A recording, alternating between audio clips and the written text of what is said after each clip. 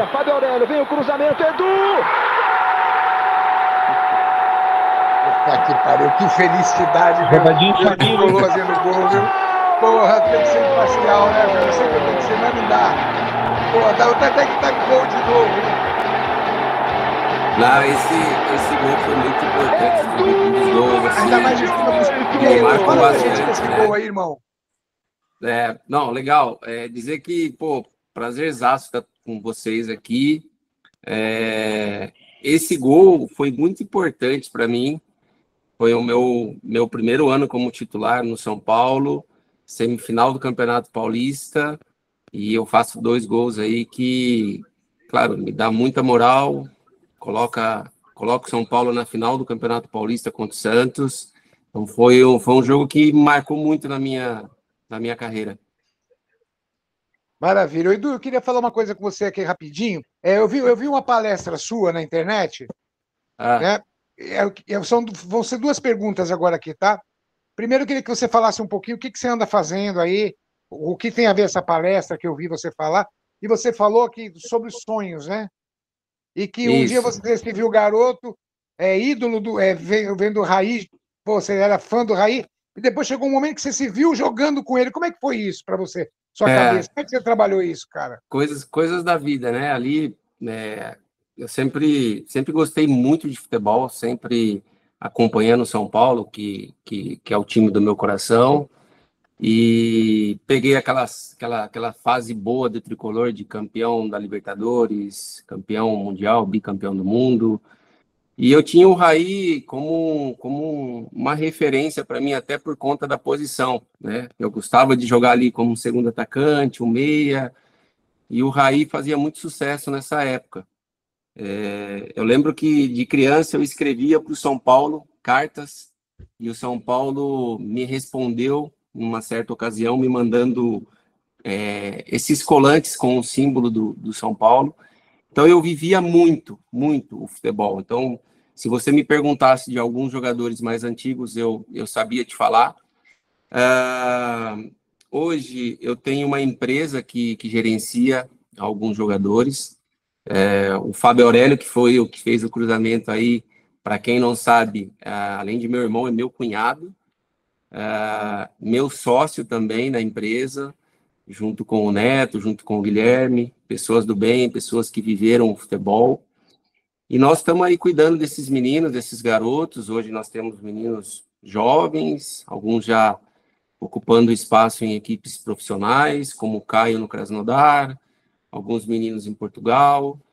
E a nossa primeira preocupação é o lado humano, né? Quando nós pegamos esses meninos aí com 14, 15 anos, é realmente trabalhar caráter, disciplina, foco, porque nós entendemos que vivemos em uma geração muito diferente da minha, né? Uma geração onde existem o celular, a rede social, onde esses garotos podem se perder facilmente. Então, nossa primeira preocupação é fazer eles entenderem o quão difícil é chegar lá em cima, ser um jogador de elite e passar pelos processos, né? Muitos dizem, eu quero ser jogador de futebol, mas não quer passar o processo. O que é o processo? É enfrentar um momento difícil de ser o banco, de o treinador não estar colocando, né? Eu passei por isso, o Fábio passou por isso. Então, assim, tem que entender esse processo para você maturar, tanto física como mentalmente. A citação da palestra foi um convite de uma cidade vizinha aqui, de Dourado, e eu justamente coloco isso, né, que é importante você ter sonhos, óbvio, assim como eu também tive lá atrás, mas tenham metas acima de tudo, né, porque só os sonhos vão levar à frustração, mas quando você tem objetivos e metas, você faz esses sonhos se tornar realidade. Então foi um pouco do que eu passei para esses meninos, um pouco da experiência que eu tive dentro do mundo do futebol. E é legal, sempre falar de futebol me traz muita alegria e compartilhar isso com os mais jovens também. Bacana, Edu. O nosso projeto, ele é mais ou menos assim, aqui é tudo torcedor, cara. O mais novinho aqui tem 30 anos, no mínimo, de arquibancada do Morumbi. No Eita! mínimo. no mínimo. Ô, Fábio, você sabe que eu dormi embaixo da arquibancada do Morumbi, né? Quando eu chego no São Paulo, não existia Cotia ainda, então dormia embaixo da arquibancada ali. Mas assim, período gostoso na minha vida que eu tenho umas recordações assim magníficas de muito aprendizado. São Paulo foi assim a nível de formação como atleta e como ser humano foi espetacular para mim. Eu já vinha de uma escola muito bacana no 15 de Jaú e o São Paulo só aprimorou isso daí. Então, eu fui da Independente, a gente tinha uma sala ali embaixo da arquibancada. Você lembra disso, Edu? Não sei se você... Então, aqui só tem torcedor, né, cara? Então, assim, nós começamos isso com uma brincadeira, começamos só com o jogador do São Paulo, Flávio, Tilico, já veio aqui, o Ronaldo Luiz, o Pintado já falou com a gente. Quem mais, gente, do São Paulo? O Adilson, o Palinha. Marco Aurélio Cunha. O Marco Aurélio Cunha. Palinha, né, já veio Palinha. o Palinha. Eu tive com algum deles recentemente, aí num jogo benéfico, e até brincando com o Palinha, falei, cara, você era um dos meus ídolos, você fazia cada jogada, cada gol bonito, e é legal demais ver essa galera, muito legal. O volante, o Flávio também participou com a gente, Edu. Quando você tiver, se você lembrar do nome dele, se você lembrar, quando você estiver com eles, pode falar da gente, que eles vão lembrar. Legal. Então, Edu, a nossa ideal aqui era tudo torcedor, por isso que chama Papo de Torcedor. A gente quer saber de vocês. Vocês estão acostumados com o estúdio, a gente quer saber como é que vocês amarravam a chuteira. Papo de torcedor, entendeu? A gente quer saber essas coisas. Ronaldo, Top. Você aí, quando eu falei que o mais novinho, eu não quis te zoar de ancião, não, tá, irmão? Nem você, nem o Maçã. Não leva pro coração, não. Nossos a minha primeira vez de Morumbi, a minha primeira vez no Morumbi foi em 1967. Não precisa falar mais nada. Faz pouco tempo. E assim, você falou dos caras que já participaram, você esqueceu do Pita, do Sidney. O Pita, O Sidney. Pita, inclusive, foi meu treinador. Eu tive esse prazer de ter o Pita como treinador. Dario Pereira. O Tilico teve com a gente também. Eu ia te perguntar, a gente falou, comecinho aqui, na festa de 100 anos do 15 de Jaú. E o 15 de Jaú foi o seu começo, você, pelo que eu li,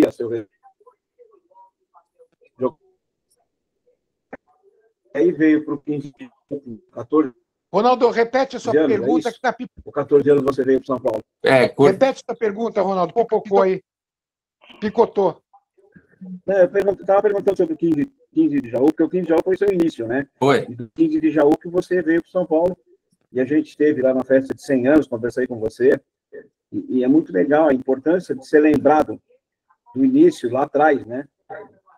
E também o que você falou, de ensinar os garotos no 15, da importância do 15 na sua carreira. E quem te levou para o São Paulo? Bom, vamos lá. Você sabe que esse final de semana teve um amistoso aqui, sub-13, sub-14, entre Grêmio, São Carlense e 15 de Jaú. E aí o pessoal no escritório, e aí, e o coração tal? Eu falei, gente, não tem jeito, coração verde e amarelo, quem bebeu da água de Jaú sabe como é que é, então não tem negociação. Mas assim, 15 de Jaú, para mim, eu sou de Jaú, então você imagina o carinho que eu tenho pela cidade, pelo clube, que me deu a oportunidade depois de se tornar um jogador profissional, tudo se iniciou ali. Pessoas maravilhosas que eu tive na formação do 15 de Jaú também, que me ajudaram muito. Eu tive um jogo que foi muito importante para mim. Naquela época ainda existia a preliminar do profissional. Então, eu fiz uma das preliminares, jogando pelo infantil do profissional, e aí o seu José Poi me viu jogando, histórico José Poi, uma pessoa que eu amo de coração, que me ajudou muito, muito, muito mesmo no início da minha carreira. Ele me viu jogando e depois já me puxou para o time de cima do 15 e me dizia, cara, você precisa melhorar algumas coisas, principalmente na parte física, eu era muito magro. Eu vejo você com uma perspectiva de jogar em time grande. Vou indicar você para o São Paulo. Na época, ele era conselheiro também do São Paulo, né? Pela história dele dentro do clube, como jogador, como treinador. E ele me puxou para o time de cima, mas sempre me dizendo, vai trabalhando essa parte física, vai melhorando isso e tal, até que realmente se concretizou a minha ida para o São Paulo. Então, assim, a pessoa que me indicou e que fez acontecer realmente foi o seu Poi. Sem esquecer dos profissionais que eu tive anteriormente, como o Chivas, Fernando Pirulito, Fernandinho, João Luiz, tudo gente da casa ali, que me ajudaram também a performar dentro do clube e ter essa oportunidade depois com o seu Poi, e posteriormente chegando no São Paulo emprestado. Eu fui emprestado, fiquei 1 ano emprestado com uma opção de compra, e no final desse ano aí as coisas aconteceram tão rapidamente e de uma forma tão positiva, que com 1 mês e pouco de São Paulo eu cheguei na Seleção Brasileira Sub-17, fui um dos artilheiros do São Paulo no Campeonato Paulista da categoria, fomos campeões e aí deu tudo certo. São Paulo no final do ano fez a aquisição junto ao 15 de Jaú, para minha alegria aí, e aí comecei a escrever minha história ali dentro do São Paulo. Edu, vou passar a palavra para o Zé Luiz do Rio, tá? Que ele vai te fazer uma pergunta. Fala, aí, Zé, vascaíno, fala aí. Boa noite, Edu, tudo bem? Tá feliz? Tá passando um avião na hora aqui, vamos ver se você consegue ouvir. Você tem dupla cidadania espanhola. Tenho. Eu não sei se foi pós-carreira ou durante a carreira. Não, Tá dando logo pra ouvir? quando eu chego... logo quando eu... Deu para ouvir. Quando eu sou... Cidadania. Isso. E não sei se foi pós-carreira ou durante a carreira. E na época, se foi durante a carreira, não teve oportunidade, de repente, de ser convocado para a seleção espanhola? E se teve, você aceitaria? Na verdade, assim, quando eu chego no Celta de Vigo, eu tinha a opção de ter a nacionalidade alemã por parte de pai e a italiana por parte da minha mãe. A alemã era um pouco mais burocrática, e aí o Celta de Vigo resolve apostar na cidadania italiana. Então, ele contrata uma pessoa que começa a buscar as documentações lá do passado, vem para o Brasil, e aí, no final, acaba que encontra toda a documentação. Então, não é a espanhola, e sim a italiana. Então, aí eu consigo, já no 2º ano de Espanha, já ter a dupla cidadania, ou seja, não era mais considerado estrangeiro, o que facilitou muitas coisas para mim também. Então, foi logo no 2º ano de Europa, no Celta de Vigo, que eu consigo a minha dupla cidadania, ou seja, brasileira e italiana. É que a nossa estatística consta como espanhola, por isso. Não, Então, foi a italiana. Minhas filhas conseguiram a espanhola. Obrigado aí. Maravilha. Zé Luiz de São Paulo, por favor, meu querido. Fala, Edu, boa noite, tudo bem? E aí, Zé Luiz, boa noite. Tudo bem, irmão? O Zé Luiz lá é meu amigo, só que ele é vascaíno. Aqui nós somos do tricolor. Só o Arthur que é corintiano, né, Arthur? Mas tá tudo certo. Fazer uma pergunta. Você disputou o pré-olímpico de 2000, é isso? Exatamente. E você foi titular com o Luxemburgo, né? Pô, eu lembro, era um time enjoado, era um time bom, né? E aquele time campeão paulista de 2000, você foi embora antes da gente ir para as finais da Copa do Brasil? Eu não lembro. Agora, sinceramente, eu lembro que em 2000 o São Paulo foi vice-campeão da Copa do Brasil e tinha o Carlos Miguel jogando. Lembra o Carlos Miguel que veio do Grêmio? Você estava no time ainda ou já tinha ido? Você lembra? Não, ele jogou, ele jogou, né? Eu estava no time, sofri a falta que deu origem ao gol do Marcelinho. Lá, né? Puta que foi um dos jogos mais tristes que eu me recordo que eu tive. Aquele recuo de bola do Carlos Miguel, puta que aquele recuo de bola. E o Rogério correu, não deu tempo. Na verdade, o Axel acaba trazendo um pouco a bola. Isso. Axel, é verdade. Grande jogador, grande amigo, uma pessoa super do bem. Passou embaixo dele, né, do Carlos Miguel. A falta do Rogério. Ele pulou Eu tinha saído do jogo fazia uns 5, 10 minutos, eu acredito. E eu me lembro que entrou no seu lugar, né, Edu? Isso, o Miller entra no jogo junto com o Fábio Júnior. Giovanni. O Miller faz o pivô pro gol de empate. Isso. Eu lembro disso. E quando sai a falta, eu me lembro como se fosse hoje, cara. Eu tô no banco, eu não olho, não quero olhar pro lance, abaixo a cabeça.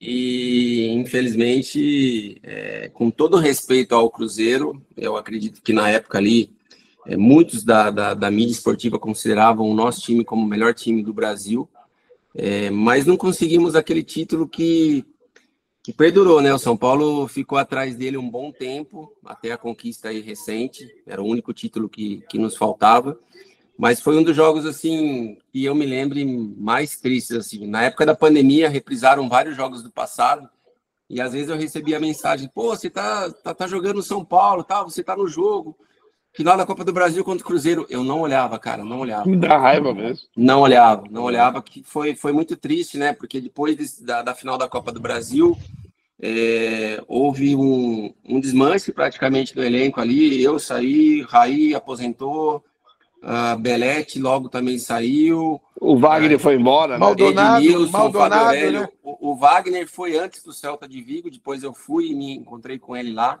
O Wagner fez muita falta também, porque vivia um momento espetacular na carreira. Para mim também aí um dos jogadores como ele jogava, né, cara? E mais me marcaram assim na minha carreira, de ver atuando, de ver jogando e falar, cara, esse joga demais. Então o Wagner é um cara que eu continuo tendo uma amizade, um cara muito bacana. Estreitei essa amizade com ele no Celta de Vigo, na Espanha, e foi muito legal. E, infelizmente, nós perdemos e ficou marcado aí, para mim, uma das derrotas mais tristes aí que eu tive na minha carreira. Mas ganhamos bonito o Paulistão lá, com aquela semifinal. Ô, Zé. Oi, pode falar, depois eu pergunto. Que se tivesse o VAR hoje, aquele gol poderia ter sido anulado, né? Porque o Miller empurra a barreira. Não, foi... Ele tá no canto da barreira e ele empurra a barreira, ele desmonta. Não, esse lance foi antes da falta bater, ele empurrou os caras, mas ele voltou. Pode olhar que foi no gol de falta. Mas ele empurra a barreira e a bola não, mas... Não, tem o detalhe. Ele empurrou antes. Peraí. O Wright estava na transmissão da Globo e ele fala que isso é irregular, que o Miller fez falta, que deveria ter sido paralisado o lance e não dado sequência. Porque o Miller empurra a barreira, depois ele desmontou e a bola passou. Então, quer dizer, além de tudo, a gente foi azarado até nisso, né? Não, desculpa, eu estou fazendo confusão. Edu, você estava numa barreira que o Clebão te empurrou, não foi isso? Você e o Raí, vocês olharam até para ver, não sei se você lembra desse lance, Edu. Foi no segundo jogo? Te empurrou. No último jogo, ele te empurrou. Você estava na barreira, de repente ele veio por trás e empurrou você e o Raí. Você lembra disso? O Kleber não precisava muito para empurrar, não, né, cara? Não sei se você lembra desse lance. Não lembro muito, não. Ele empurra você e o Raí. Ele empurra você e o Raí. Desculpa, fala aí, Marcelo, desculpa. Não, o detalhe dessa falta, que o Miller chegou, falou pro o Giovanni que fez o gol, não foi? Ele falou assim, o David Coupe, que era o técnico do São Paulo, ele manda todo mundo pular. E foi o que aconteceu, o pessoal pulou e a bola passou por debaixo. Entendeu? Ele bateu rasteiro e todo mundo pulou. Pode observar, mas deixa pra lá. Vamos falar de coisa boa. Tem a leitura labial desse jogo aí. O Miller virou pro Giovanni, não vai fazer gol contra meu ex-time. Tá bom. É super campeão. Não, mas tem uma leitura labial do Rogério Ceni pro Rogério, quando o Rogério estava saindo do expulso. O Rogério falou, fica tranquilo que eu vou pegar essa falta. Deixa pra lá. O Miller, para nossa tristeza aí também, realmente ele foi muito decisivo nesse jogo. Também aí um dos jogadores que na minha infância era uma referência para mim, um dos meus ídolos ali, porque jogava demais, né? E depois, quando o Tele começa a fazer ele jogar mais aberto pela esquerda ali, era espetacular como ele jogava, como ele era muito inteligente, raciocínio rápido. Então foi um dos jogadores que me marcaram bastante também. E, infelizmente, para nós, esse jogo aí, ele entrou e realmente foi fundamental aí para o Cruzeiro conseguir essa vitória. Jogava demais, né? É um cerebral, né? O Miller, além de potencial físico, e ele é muito cérebro, muito rápido, muito rápido, muito. Foi campeão Pode Edu, falar, quem Fábio. foi o cara que mais batia? O que você achou assim que chegava junto? Você que era atacante, você apanhou de mais de quem que você lembra? Eu enfrentei vários zagueiros aí O Divan. que se impunham muito, assim, por exemplo, Na Europa era melhor, na Espanha, o Samuel, o argentino, Nossa, o Cannavaro não era tão, mas chegava junto, Puyol, mas o Sevilla teve uma dupla que realmente era uma dupla, assim, que marcava muito forte, muito difícil, que era o Pablo Alfaro e eu não lembro o nome do outro, mas assim, uma dupla que eles jogaram bastante tempo juntos e era bem fortes assim na marcação. Edu, tem muita resenha de jogador da Europa entre vocês, jogadores com jogador ou não? O Brasil... Bastante. Época de Betis ali, quando saía para aquecer, obviamente que assim a gente tem uma relação muito boa com todos, mas vamos fazer um bobinho e tal, e sempre juntava eu, Denilson, Marcos Assunção, Ricardo Oliveira, mas assim, é bacana, cara, os caras também querem aprender bastante, assim, é uma relação que quando você vai se adaptando, ela se torna bem prazerosa, né? O vestuário é sagrado, né, cara? É bem legal. Maravilha. Arthur, quer fazer uma pergunta, querido? Claro. Primeiro, num protesto aqui, nesse jogo nós mostramos o gol do Edu, ele fez os 2 gols na vitória contra o meu Corinthians, analisando com calma, estavam os 2 impedidos. Se tivesse VAR, seria anulado. Eu não sei se dá tempo de mudar aí STJD, né? Abrir uma... Mas, enfim. Agora, falando sério, o Edu, qual que é a sua opinião do futebol atual? Eu sei que você tem muito amigo hoje no futebol, fica até um pouquinho ruim de falar, mas eu, como consumidor de futebol, eu estou extremamente descontente com o futebol atual. Eu sou um cara que eu assisto vídeos da década de 70, 80, jogos na íntegra, sou xarope, né? Minha esposa fala por anos 90, então, que é minha década preferida, e assim, qualquer zagueiro, qualquer reserva sabe bater na bola. E hoje a gente está com uma dificuldade. Ontem nós tivemos São Paulo e Cruzeiro, eu assisti o jogo, a quantidade de erros de passe, os jogadores reservas do São Paulo, que tem uma oportunidade de jogar e mostrar, o cara não saber dar um passe do lado, né? Então eu queria que você avaliasse do futebol, não precisa ser exatamente do São Paulo, para não ter uma falta de ética, mas no futebol geral, são poucos. Eu tenho no Corinthians, como corintiano, o Carrídio, que ele bate na bola, ele é meu jogador, eu gosto mais dele do que do Memphis, mais dele do que o Yuri Alberto, porque ele sabe pôr a bola no chão, ele parece jogador de antigamente, e está em falta no futebol brasileiro. Como é que faz para mudar isso, na sua opinião, de trazer o futebol do passado, da sua época, e a maioria, para ser titular de um grande time, tem que saber bater na bola? Então, Arthur, assim, eu acredito que existem situações que não dá para você negociar.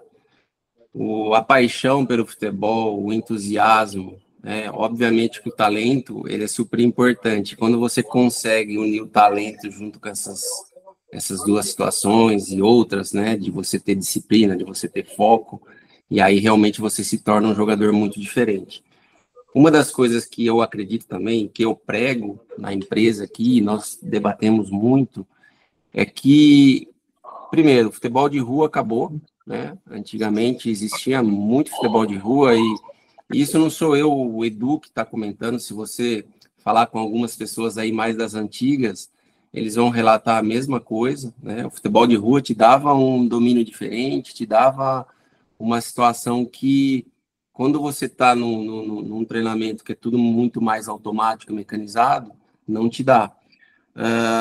Então, eu acredito que uma das coisas seria essa, e a outra nós, na base, no meu entender, devemos nos preocupar mais com a formação do que realmente em ganhar jogos, em ganhar títulos.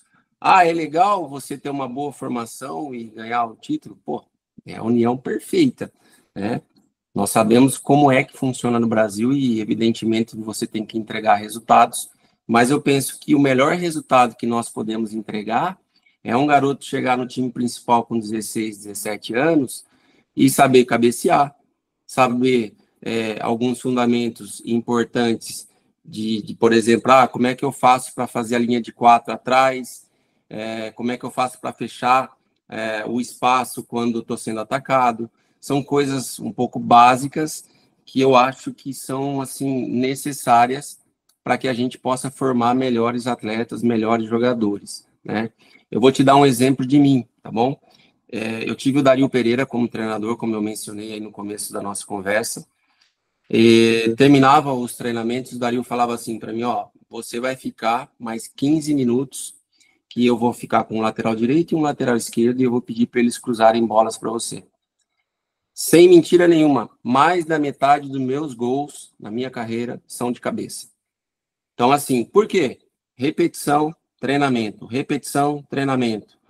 Então, assim, hoje eu vejo alguns garotos acabando o treinamento, e isso, assim, eu digo para melhoria, tá? Para que se conscientizem de que realmente o futebol existe um processo e existe um preço a ser pago. Não, eu não consigo admitir um garoto hoje que está longe da sua família, longe dos seus amigos, que está pagando um preço alto por isso. Então, assim, se você está abdicando de tudo isso, se você está sofrendo por conta disso, cara, você tem que fazer valer a pena. Então, termina o treinamento, vai lá, faz um fundamento, faz um complemento. Então, assim, mas, Edu, o fisiologista deixa? Eu não posso admitir, na base, sim, é só você conversar, você acertar, né? Pô, eu posso fazer algo mais hoje? 10 cruzamentos da esquerda, 10 da direita, não vai mudar muita coisa, no sentido físico, de cansar o atleta, mas vai mudar, sim, para o futuro dele, porque é a repetição que vai fazer ele aprimorar, né? Então, você hoje recebe um cruzamento do lado direito, o gol do Ferreirinha ontem, o gesto técnico foi perfeito, porque ele pega o Cássio no contrapé. Então, a bola veio da direita, o que eu costumo dizer para os caras, para os atacantes, devolve ela para o mesmo lado, porque o goleiro vai tá vindo, vai estar voltando, você vai pegar ele no contrapé. Então, isso são coisas básicas que você tem que passar para um garoto, ele tem que aprender esse tipo de situação, né? Eu vou perguntar para vocês aí, hoje, no Brasil, de atacantes, assim, atacantes que você fala, nossa, esse cara cabeceia muito, qual? Pô, cara, eu não lembro de nenhum, assim, agora de prima, assim. O Verrete da o Verrete não é brasileiro. Estrangeiro. De cabeça. Não, de cabeça. Não, que você falou no futebol brasileiro hoje, né? Isso, exato, Fabio. Então, assim, eu acredito que são detalhes que podem fazer a diferença lá na frente. E eu digo por experiência própria, o Dario falava, não, você vai ficar aqui 10, 15 bolas pela direita, 10, 15 bolas pela esquerda. Então, assim, mais da metade dos meus gols de cabeça. Acho que não é por acaso, é a repetição que vai fazer você se aperfeiçoar e vai fazer você ser melhor. Acho que é isso aí, Arthur. Muito legal. Show de bola. O Edu. Desculpa, o Dario bebeu na água do Tele, né? Porque o Tele fez muito isso com um cara muito profissional, né? Não, mas o Dario assim, como treinador, né? Mas como jogador, o Dario acho que não pegou a época do Tele, não. Não pegou a época do Tele, não? Não sei, acho que não. Acho que Cilinho, né? Cilinho, finalzinho Cilinho. É uma escola parecida, né? Ô Zé, desculpa, Edu, a gente perde a amizade, mas não perde o amigo, mas não perde a piada. Ô Maçã, você viu como tá ruim pra gambazada? O cara tem como ídolo o Carrijo, cara, olha só. Engraçado. Pô, tá de brincadeira, né, cara? Fábio, mas assim... O Carrijo é bom de bola, cara. Só para complementar o que o Arthur disse aí, eu também acho ele um grande jogador, cara. Não, um grande jogador, sim, mas eu tô falando que... Olha como pondo lenha na fogueira, você viu o que o Abel Ferreira falou ele ontem? Que se tivesse marcado ele no primeiro jogo, o Corinthians não tinha sido campeão. Eles erraram em deixar o Carrilho solto. O Carrilho fez tudo no segundo jogo e matou o Palmeiras. E ontem eles conseguiram anular o Carrilho, que ele veio para a lateral, eles trancaram ele e não deixaram jogar, e o Palmeiras conseguiu vencer. Agora eu queria perguntar para o Arthur. Arthur, o que você achou da saída de jogo do Memphis? Primeiro lance do jogo. Eu vou comentar uma coisa bem rápida para vocês. Matheus Bidu será o novo Roberto Carlos. Aguardem. Ele vai gravar, vai fazer show em Cruzeiro. O que o Memphis tentou fazer na saída de jogo do Palmeiras e Corinthians no sábado. Ô, Edu, pega um treinador aí, Luxemburgo, um cara que... Se você dá uma saída daquela, o que o Luxemburgo faria com você? Misericórdia, ia te comer vivo no vestiário. Nossa, Gente, impressionante. Impressionante. Assim, eu nunca vivenciei um momento como o do Memphis. O Memphis é um jogador, assim, a nível técnico, para mim, espetacular. Tanto é que no segundo jogo da final, que foi um jogo de muita briga, muito disputado ali, eu acho que tecnicamente, para mim, ele foi o jogador mais inteligente da final, soube fazer as coisas.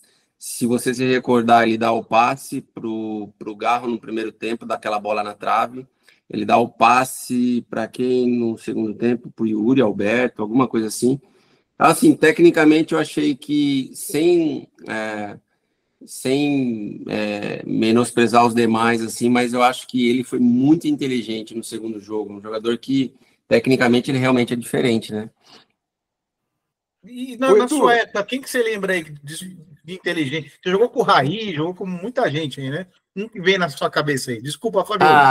Eu acho que o Raí marcou muito para mim ali, porque ele sempre, assim, era a minha referência de criança, aí você imagina eu com 20, 21 anos, 18, né, quando eu conheci o Raí, jogar junto com esse cara. Então, assim, aprendi muito dentro de campo e fora também, mas existiram aí jogadores que, para mim, eu procurava observar muito de como eles se movimentavam em campo, de como faziam as coisas.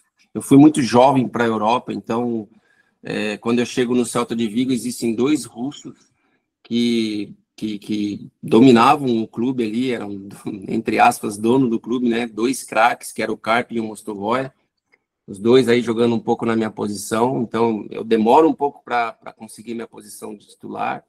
Então são 2 caras que eu observei muito. Evair, final de carreira no São Paulo também, a nível técnico, espetacular. Então, assim, existem jogadores que marcam, né? Assim, te fazem lembrar de coisas que te marcam assim no início de carreira, né? O Rogério Ceni já era um cara que tinha uma liderança muito grande, naquela época já começando a fazer os gols de faltas dele, um cara que sempre chamou a atenção realmente por liderar o vestiário, por ter aquelas opiniões dele que sempre ajudaram. Edmilson é um atleta que eu exalto muito, porque ele passou um momento muito difícil no São Paulo. Eu me lembro um jogo no Canindé, que o Edmilson é expulso, nós ficamos com um jogador a menos, e a torcida do São Paulo um pouco meio que aplaudindo a expulsão do Edmilson, porque estavam pegando um pouco no pé dele e tal, e depois o Edmilson com o Levir vem jogar para trás, vem jogar na zaga, e aí realmente ele se transforma e consegue trilhar uma carreira muito bonita também lá fora, depois na seleção, campeão do mundo. França eu conheci ele no 15 de Jaú, ele veio de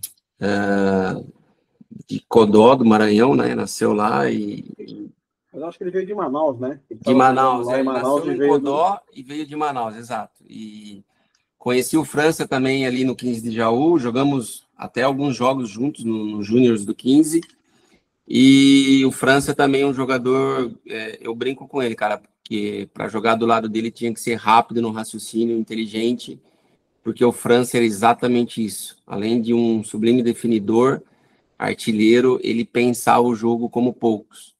Um dos jogadores aí de atacantes, assim, que eu posso dizer que jogou ao meu lado, um dos melhores. O Edu, sem querer criar um clima ruim na família, e teu cunhado com a camisa 6 na lateral, o que você acha?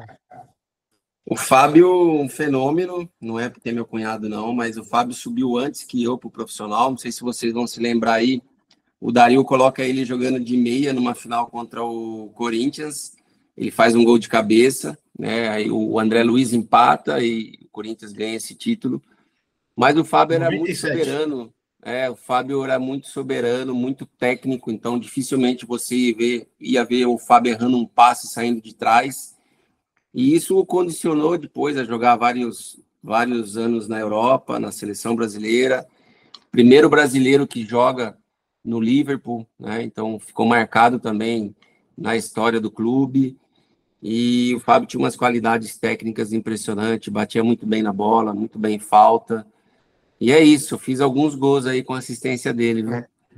Ô, Edu, você agora como profissional, a gente a outrora estava falando algumas coisas, você viu que foi proibido, o Memphis subiu na bola, os caras proibiram. Como é que você fala isso hoje para um garoto da base? Para não bater de frente com tudo aquilo que a gente falou, como a gente vai ensinar os caras, moleque, a jogar bola? É difícil, cara. É difícil. Existem situações que você fica pensando e tantas coisas para a CBF se preocupar, tantas coisas para eles melhorarem dentro do que é análise de VAR, com arbitragem, algumas coisas que faz falta no nosso futebol, fair play financeiro, calendário. Vai se preocupar porque o cara subiu em cima da bola, cara. Então, assim, eu não concordo, eu acho que tem que se centrar e focar realmente nas coisas que são importantes para o crescimento do nosso futebol. Eu acho que a melhoria, principalmente da arbitragem, de ter um controle maior sobre isso, né? Várias e várias rodadas, nós aí colocando polêmicas em cima da arbitragem, isso não é bom para ninguém, não é bom para os árbitros, não é bom para os clubes, né?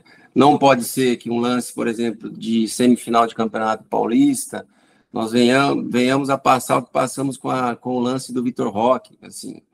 Se o VAR tem que chamar, o VAR tem que se colocar, ou seja, as instruções são que mantenha a opinião do árbitro dentro de campo. Mas existem situações que tem que ser alteradas, gente. Então, assim, quando é muito claro, o VAR tem que entrar em ação e tem que mudar. Então, assim, eu acho que existem outras prioridades em vez de nós nos preocuparmos com que o Memphis subiu em cima da bola. Isso é o que eu acho. Edu, vou aproveitar a presença de um vascaíno aí, já que você falou do VAR, vou perguntar ao Zé, foi pênalti do Gerson? Muito pênalti, muito pênalti. Eu também achei que, modestamente, foi falta do Verratti na cabeçada dele. Ele abriu espaço, eu também achei que foi falta. Mas no Gerson foi falta, foi pênalti sim. Então, estou jogando com os dois lados. Né, Zé? Aí você vê que o VAR realmente é uma loucura. O gol que é anulado do Vitor Roque ontem, deram um impedimento do Gomes na jogada, que ele mal participa da jogada, ele está subindo junto com todo mundo. Gente, por milímetros, os caras traçam a régua para matar o lance. O VAR foi bem aí, viu? Para gol, em vez de ser só para gol, né? Os caras jogam contra, eles querem anular tudo quanto é gol. E a alegria do futebol é o gol, né? Os caras vão procurar um cadastro de chuteira na frente, ponta do nariz. Porra, é um absurdo o que a gente está vendo. E lances cruciais, como o do Gerson, como o do Vitor Roque, e alguns outros que a gente está vendo aí, do Verratti, sábado, os caras deixam passar. Eu não sei o que acontece. É a dupla ruindade, né? Do juiz e do cara do VAR. Edu? Por isso que eu digo que existem esse tipo de prioridades da arbitragem está melhorando, do VAR ser mais rápido, né? Então, existem situações antes que preocupar-nos com relação o atleta subiu em cima da bola, enfim, eu acho que é mais ou menos por aí. Fábio, o Maçã tinha pedido para fazer uma pergunta. Pô, fica à vontade. Não, foi o Zé. O Zé tá na minha frente. Mas, bem, já que eu tô com a palavra, Edu, vou fazer uma colocação aqui. Quem foi melhor, França ou Dodô? Rapaz. É boa, né? Os dois amigos meus, mas Dodô altamente técnico, muito, muito, muito, muito técnico, faziam coisas assim que é o que o brasileiro e o que normalmente o jogador sul-americano tem, que custa muito dinheiro, que é o improviso. Dodô era assim. Quem não se lembra da dupla Dodô e Aristizábal? Espetacular, espetacular. Eu me lembro porque eu estava subindo para o time de cima, de São Paulo, e era assim, as coisas entre os dois saíam automáticas, eles não precisavam se olhar, era impressionante. Mas assim, eu acho que pela história dentro do São Paulo, França, né, pelo número de gols, e por eu ter jogado muito mais com o França, eu acredito que o França, de repente, esteja um pouco à frente, mas o Dodô também é espetacular para mim. Boa. Fala aí, Zé. Edu, recapitulando a pergunta, já que não foi para a possibilidade da seleção espanhola, que pela estatística era naturalização espanhola, e para a italiana não teve nenhuma especulação de convocação, não? Não. Eu jogo as Olimpíadas de Sydney em 2000 ali e apesar de não vencermos, eu venho de uma época boa na seleção com o Vanderlei. Já vinha desde o sub-20, né? Também disputando o Mundial, o Sul-Americano. Então, a minha esperança era sempre voltar à seleção brasileira. E eu faço umas Olimpíadas, Zé, muito boa. Faço 2 gols, dou assistência. O jogo contra Camarões, infelizmente, eu estou fora, porque eu recebi o 2º cartão amarelo. E depois de muitos anos, muitos anos, eu encontro o Marquinhos Teixeira um dia, que fazia parte do staff técnico da seleção. E aí ele veio me falar, cara, você estava tão bem a nível físico e técnico, e se você joga contra Camarões, possivelmente, assim, é difícil falar, mas teríamos uma possibilidade grande de vencer o jogo. O que o Vanderlei fez naquele jogo? Ele colocou... o Roger estava na seleção, era banco, e o Vanderlei colocou o Atirson junto com o Fábio pelo lado esquerdo, né? Mais ou menos era a posição que eu vinha jogando, eu e o Alex, eram os meias. E acabou assim, que um jogo também um pouco atípico, tivemos várias e várias oportunidades de gol, e acabamos, infelizmente, perdendo e não conquistando também o ouro olímpico no futebol, que era um dos objetivos e um dos títulos também que o Brasil não tinha.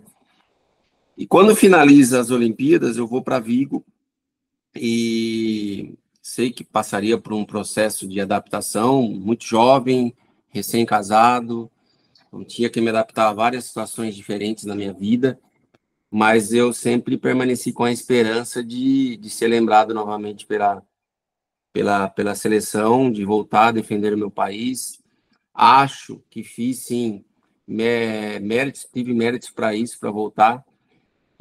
O ano histórico da melhor temporada do Celta de Vigo, que classifica-se pela primeira vez para uma Champions League. Eu sou o artilheiro do time na temporada, sou o destaque, e mesmo assim eu não tenho oportunidade.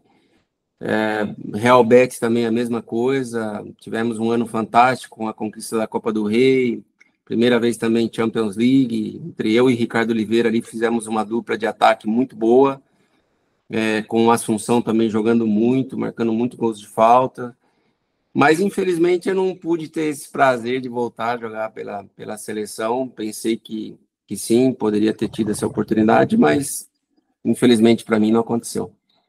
O Edu, a gente ouve muito como torcedor, na época de Olimpíada, que a seleção brasileira não se mistura, se blinda, que esse era um dos problemas que se tinha de, naquela época, não se trazer medalha de ouro. Eu queria saber de você o seguinte, Edu, como é que era vocês na Vila Olímpica? Transitavam ali, a comida que vocês comiam era a mesma dos outros atletas, ou realmente a seleção brasileira era diferente? Era separado? Fábio, nós tínhamos um grupo espetacular, né? Um grupo que vinha do pré-olímpico, e o Vanderlei opta por não levar jogadores acima de 23 anos, o que gerou muita polêmica na época, né? Romário, Rivaldo, se falavam em nomes como esses para poder estar representando a gente, né? A seleção brasileira nas Olimpíadas. Acabou que o Vanderlei mantém a estrutura e a base do que era o pré-olímpico. Nós conhecemos a Vila Olímpica numa ocasião que nós fomos visitar, mas nós não ficamos na Vila, tá? Nós ficamos em Melbourne, não me lembro a cidade agora, mas tinha assim uma distância da Vila Olímpica. Nós ficamos num hotel mais perto da onde ia ser os jogos, né? Então nós não ficamos exatamente dentro da Vila Olímpica, tá? Então realmente a imprensa... A gente pergunta para não ficar falando bobagem, né? Para você afirmar, né? Então, realmente, essa aí era uma dúvida que a gente... Galera... nessa ocasião aí, nós não ficamos justamente aí por conta até da distância e da onde ia ser os jogos, né? Então, ficamos num hotel mais perto na cidade, praticamente, ali de onde nós jogávamos. Uhum. O Edu, quanto que é a próxima janela aí para vocês trabalharem agora? Agora no meio do ano, né? Na europeia, no meio do ano. Mas estamos sempre trabalhando, daqui a pouco abre a brasileira também. E faz parte, cara, assim, o mercado você tem que estar sempre atento, que é muito dinâmico, assim como o futebol. E é isso, trabalhando bastante.